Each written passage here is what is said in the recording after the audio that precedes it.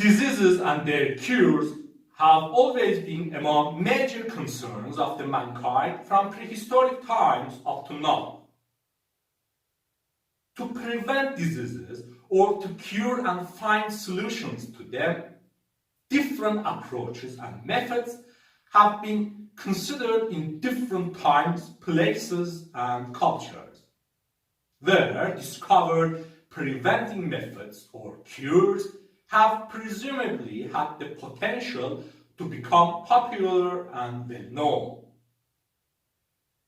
As we can see, it is not hard to answer why mankind in different ways has valued whatever capable of preventing or curing diseases, from substances like healing plants, herbal extracts, synthesized drugs, etc., to specific methods and lifestyles.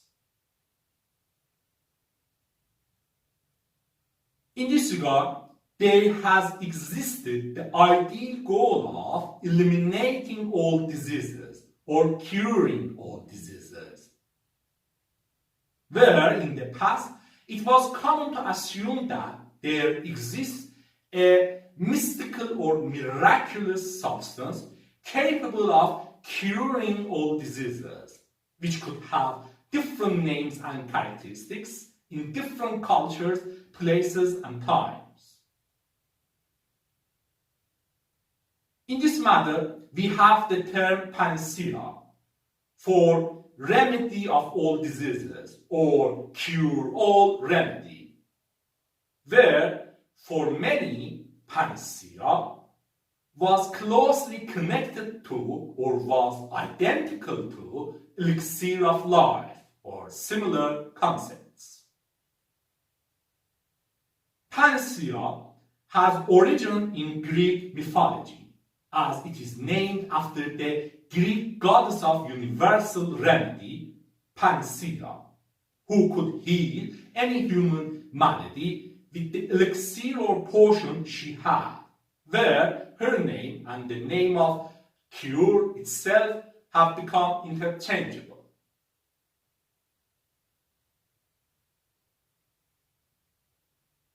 Panacea has also figurative use for something capable of solving all problems and difficulties. It is also used in a negative way to describe the overuse of one solution for many different problems. Panacea, or cure of all diseases, has been among concerns of alchemy and alchemists, where alchemy was some traditional speculative thoughts and practices which were practiced in different geographical regions, from East Asia, China, and India to the Middle East, Egypt, and Europe, in different times, from ancient times to the Middle Ages to the end of early modern period in the 17th and 18th centuries. Generally, alchemy had both practical and spiritual aspects, and it was in close connection with fields such as metallurgy, natural philosophy, pharmacology, and medicine. Common aims of alchemists were transmutation of base or inexpensive metals, such as lead and copper, into noble metals of silver, and particularly gold, known as Christopia in the case of gold. Besides, creation of a remedy or potion for cure of all diseases, rejuvenation, eternal life, and immortality. The mythical alchemical substance, philosopher's stone, was variously connected with all such projects, and efforts and processes to create philosophers' stone, the ultimate goal of alchemists, were known as the magnum opus, or the great work, where philosopher's stone was not necessarily a stone and could be a waxy oil or powder. In other words, alchemists focused on transmutation and perfection of whether base metals or human body and soul. And they practically tried to find mythical substances and processes to fulfill the aims of transmutation and perfection, where alchemists could have differences in their main goals, some concerning chrysopia or gold making, some concerning elixir of life or immortality, and some concerning cures for diseases. In summary, alchemy was the art of transmutation, healing, and perfection.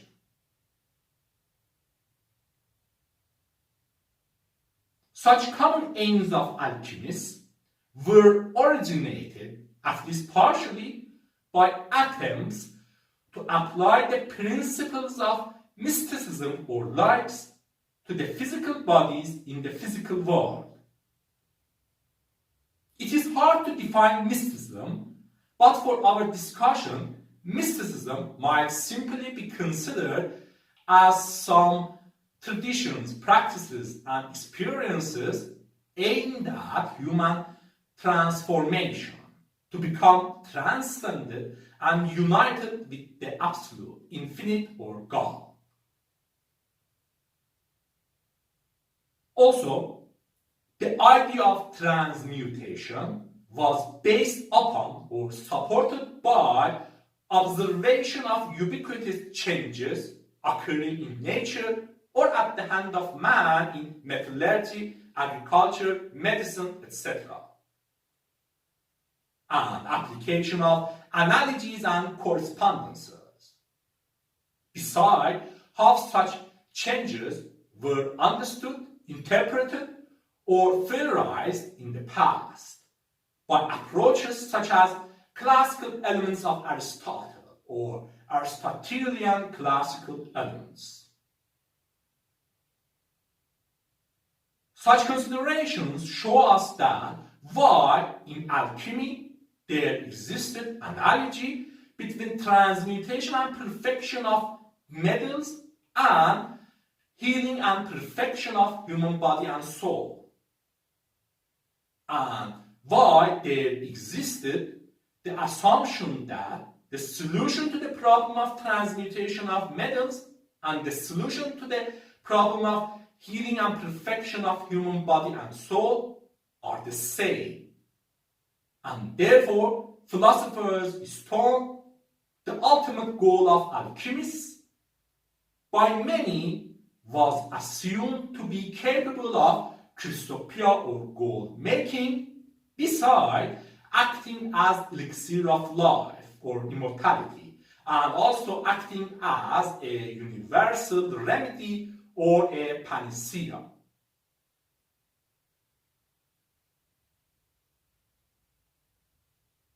Alchemy was closely connected to medicine and pharmacology.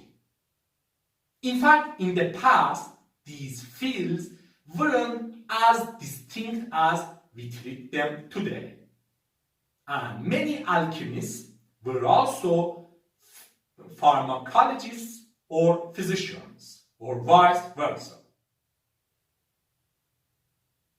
Medicine could be seen as the art of healing, as the art of transformation of a sick person to a healthy one, or as the art of elimination of diseases or imperfections in human body. And indeed, alchemy was the art of transmutation, healing, and perfection.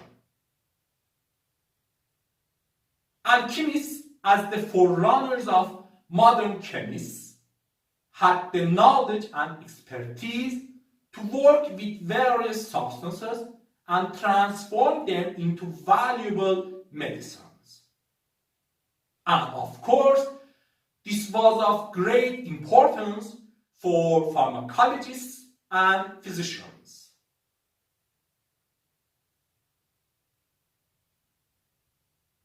Yet, all these don't mean that in the past, alchemy and medicine were the same or on the same track, as it can be seen in facts such as that they were great physicians like the Persian polymath Ibn Sina, Avicenna, or Arab polymath Al-Kindi, who opposed alchemical beliefs such as transmutation of metals.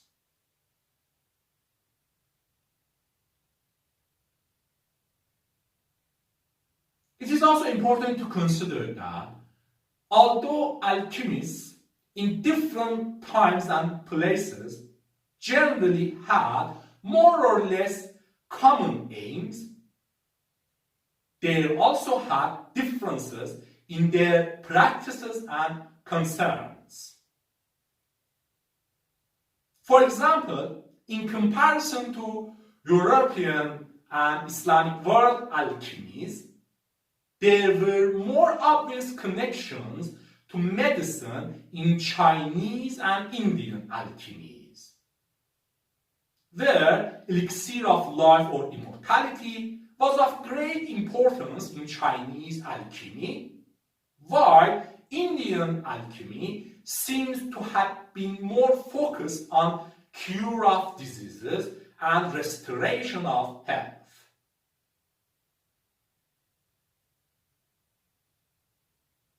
In this regard, we should also pay attention to influences of philosophies and religions on the practices and thoughts of alchemists and on the relationship between alchemy and medicine, such as associations between Chinese alchemy, Chinese traditional medicine, and Taoism or Taoism, a set of Chinese traditions and religions. For instance, importance of meditation in all of them. Notably, in both alchemy and medicine, there existed macrocosm analogy, or correspondences between the human body as the macrocosm and the universe as macrocosm.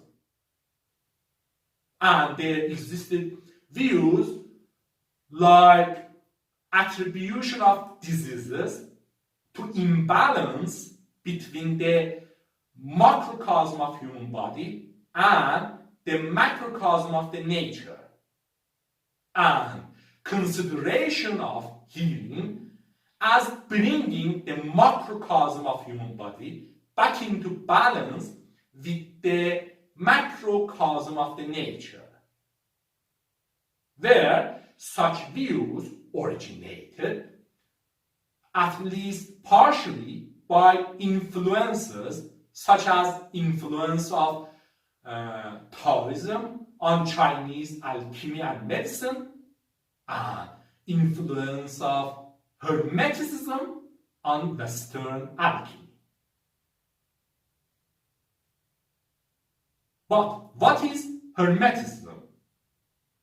Hermeticism was the basis for Western alchemical philosophy and practice. Hermeticism was a philosophical system based on Hermetica, a widely diverse series of ancient and medieval pseudo-epigraphical texts purportedly attributed to the legendary ancient Mediterranean figure Hermes Trismegistus, Hermes Trismegistus, or Hermes the thrice greatest, was the central figure in Greco-Egyptian mythology of Western alchemy. Originated as syncretic combination of the Greek god Hermes and the Egyptian god Thoth,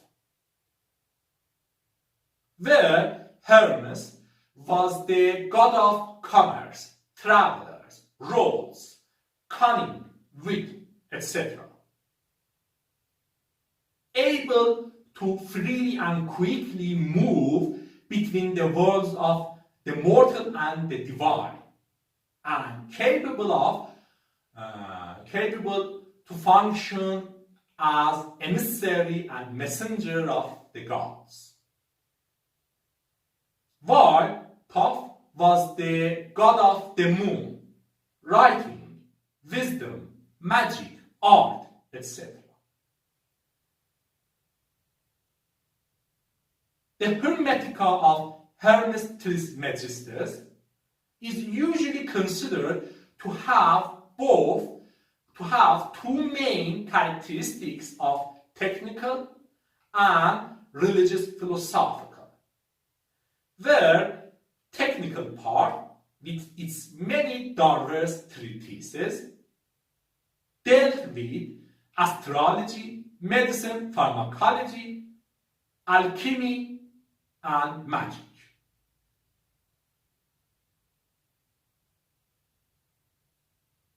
Here, one interesting fact is the common current usage of caduceus as a symbol of medicine,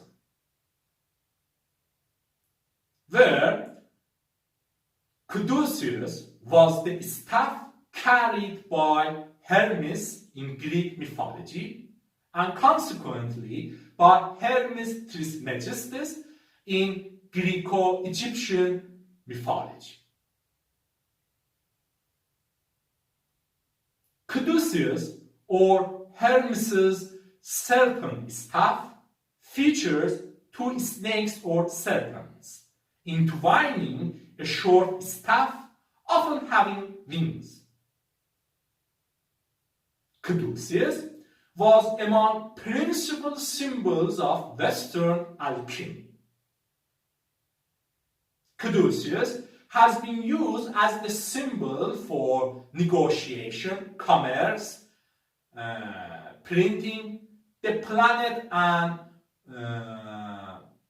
element Mercury, etc. It has been argued that usage of caduceus as a symbol of medicine by healthcare organizations is not appropriate, as it is associated with Hermes, the god of commerce, cunning, etc., where its usage as a symbol of medicine seems to have been established in the late 19th and early 20th century, especially in the United States, as a result of misunderstandings and mistakes. The correct symbol for medicine is considered to be the rod of Asclepius, with only one snake and no wings, attributed to the Greek god of medicine and healing, Asclepius.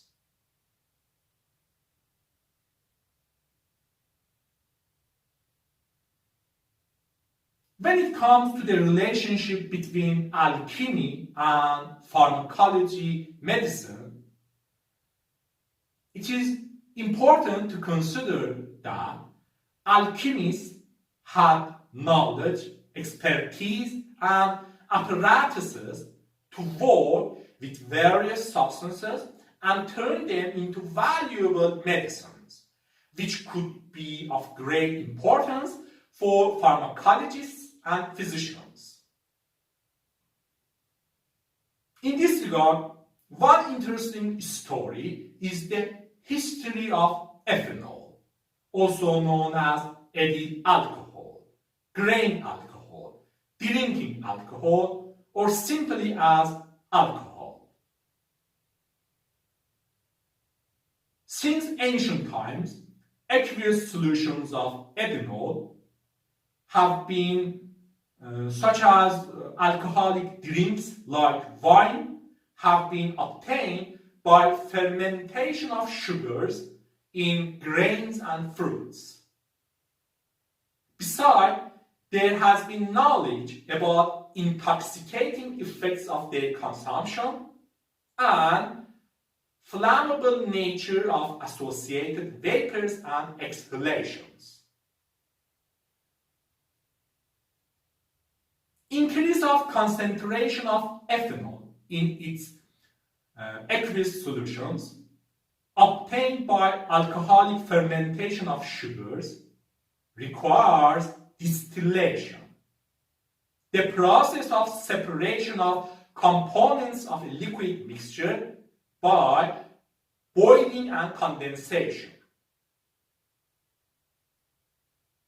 where distillation has been known and used for various purposes in different places since ancient times. But usage of distillation to increase concentration of alcohol in its aqueous solution and acquire concentrated solutions of alcohol is not well clear and well documented, especially for ancient times.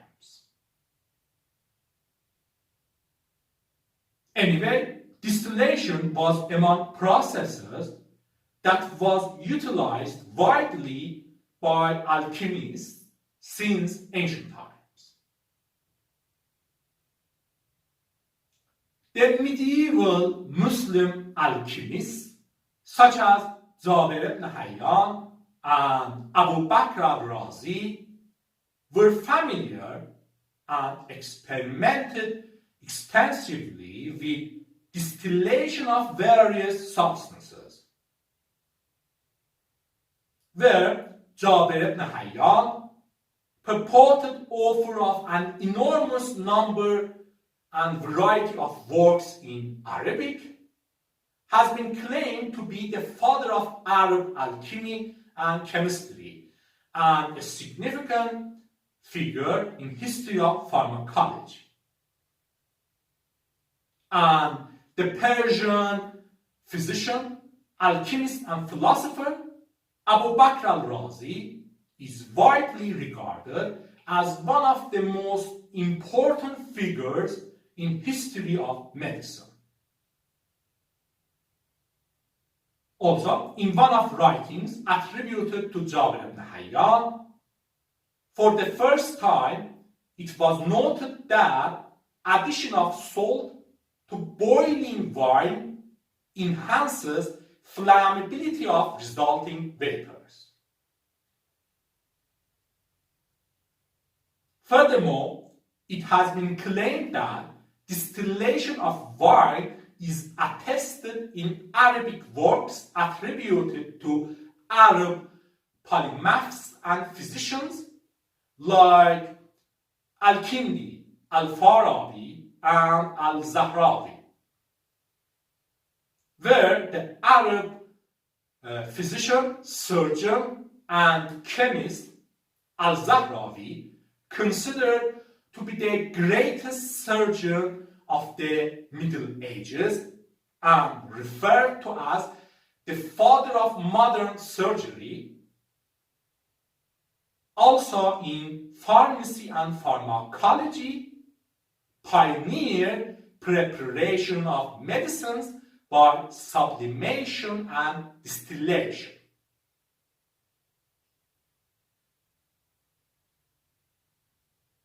Later, in the 13th century, the Italian doctor and professor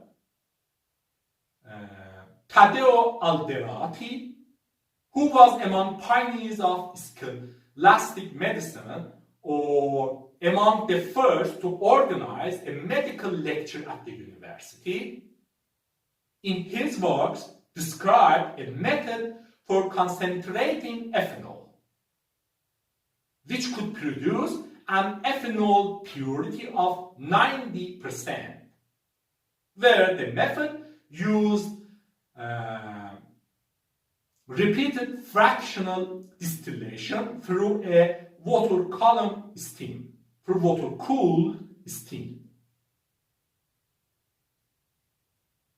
Also, in the same era, the physician and religious reformer Arnaldus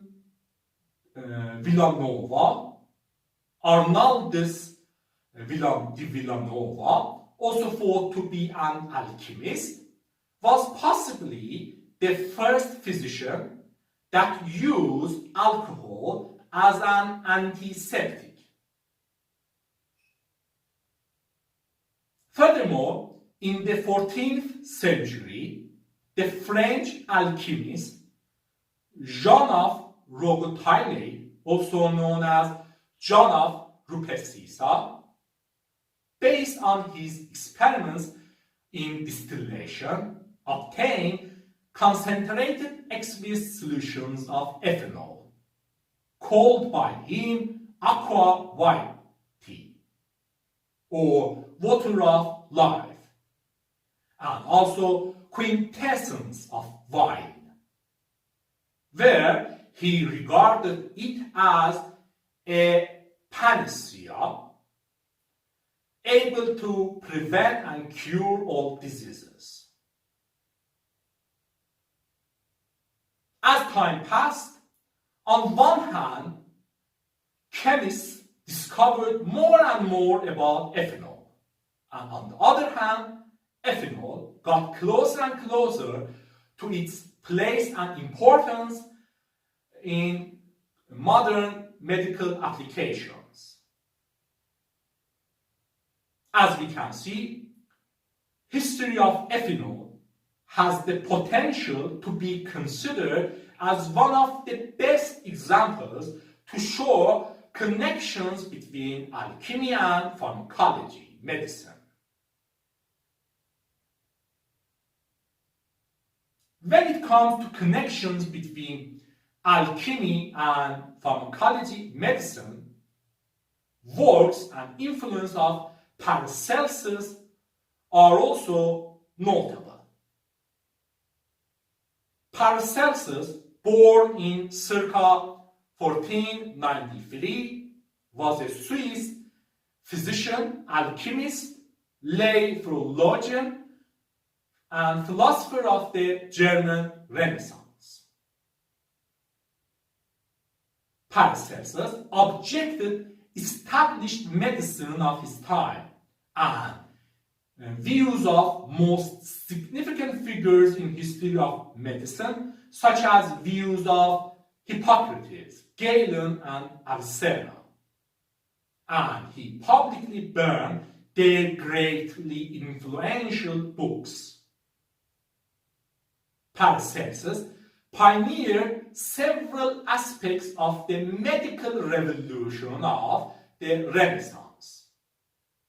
Notably, he brought the use of minerals and chemicals in medicine and pharmacology to a new level.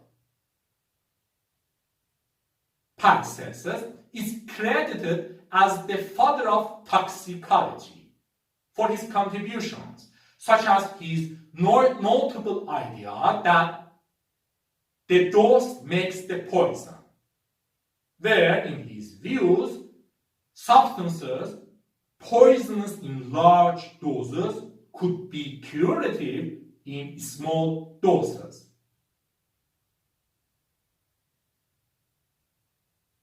Paracelsus is considered to be the most notable leader of iatrochemistry, or chemical medicine, which searches for chemical solutions of diseases and medical ailments.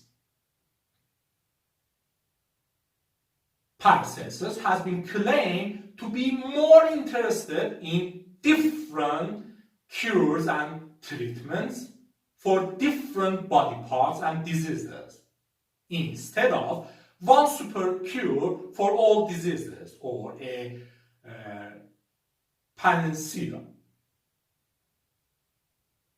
Paracelsus emphasized the connections between alchemy and pharmacology medicine, as he believed that on one side, alchemists, instead of crystopoeia or gold making, should make medicines, and on the other hand,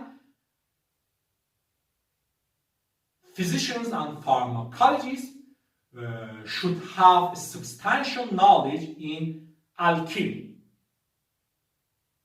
where this became beneficial for both alchemy and pharmacology medicine, as it shook old medical traditions and provided new opportunities for both alchemists and pharmacologists, physicians, and helped alchemy and pharmacology medicine in their development towards modern sciences of chemistry and medicine pharmacology.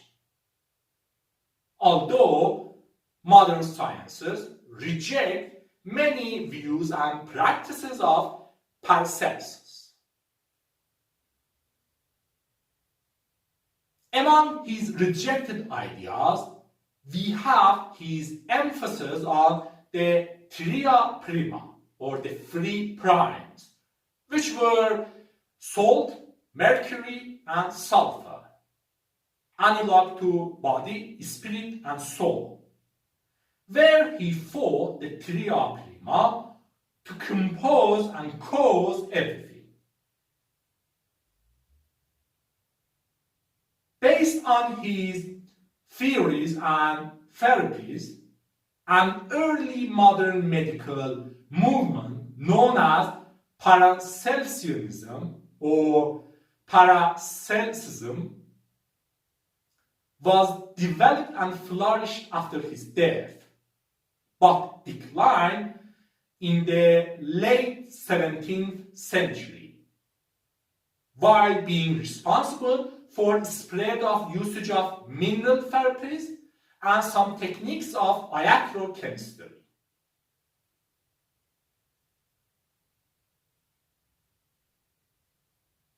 Anyway, based on our modern knowledge, alchemists couldn't have had achieved their ideal goals such as Panacea, as their common aims were completely inconsistent with what alchemists knew and could actually achieve. Yet, alchemists were successful in discovery and invention of some substances, processes, techniques, and apparatuses, which played a significant role in the development and history of science, particularly for chemistry, pharmacology, medicine, and metallurgy.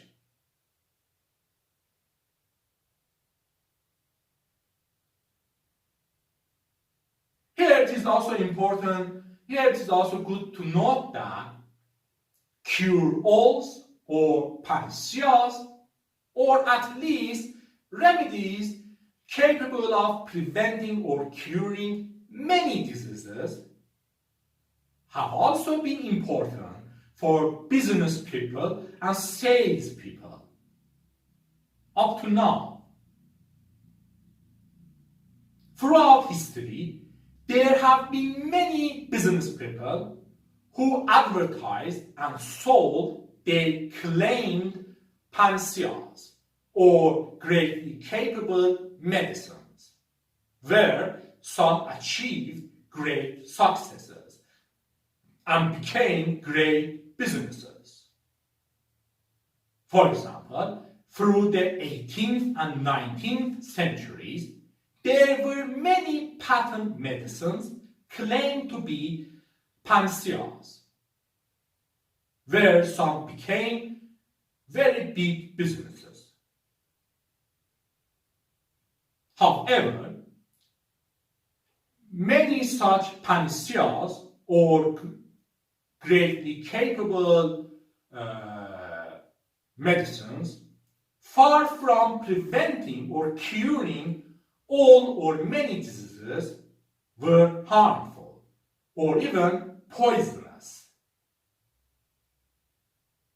And no wonder claims of panaceas or greatly capable medicines have commonly been associated with health fraud, deception, quackery, etc., which have resulted in preventive and punitive laws and regulations regarding unjustified or deceptive medical claims and attempts.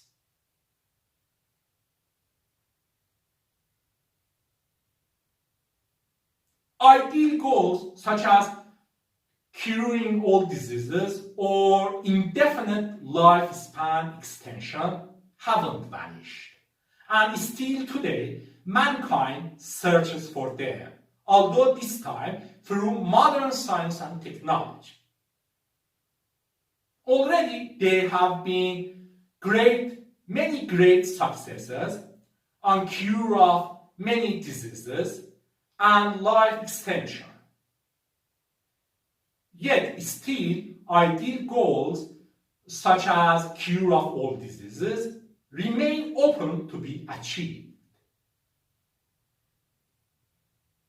Modern science and technology have provided us with a better understanding of human body and functioning and causes of diseases, aging, and death. Yet still more research and technological advancements are required to have knowledge, solutions, and tools to achieve such ideal goals.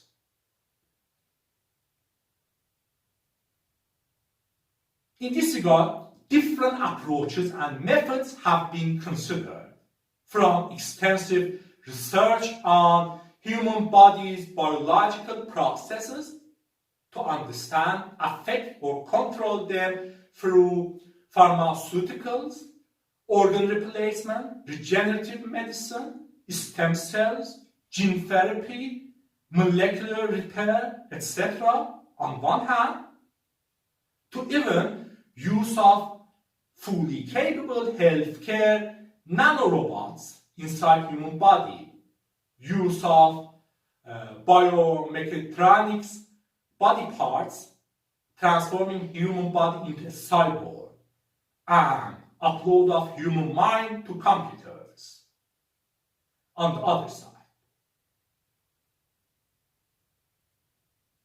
Even to live in the future, when diseases are no threat for human life, some have considered the disputed cryonics, which is the low temperature freezing and storage of human body legally after death, with the speculative hope that future science and technology will make resurrection possible. And here we can see that what Panacea stands for, how common aims of alchemists such as Panacea were related to their thoughts and practices, why there had been close connections between alchemy and pharmacology medicine, and how such connections were influenced by philosophies and religions, such as influence of Taoism on Chinese alchemy and medicine, or influence of Hermeticism on Western alchemy. What Hermeticism was? Who Hermes Trismegistus was, and what we have about usage of his serpent staff as a symbol of medicine.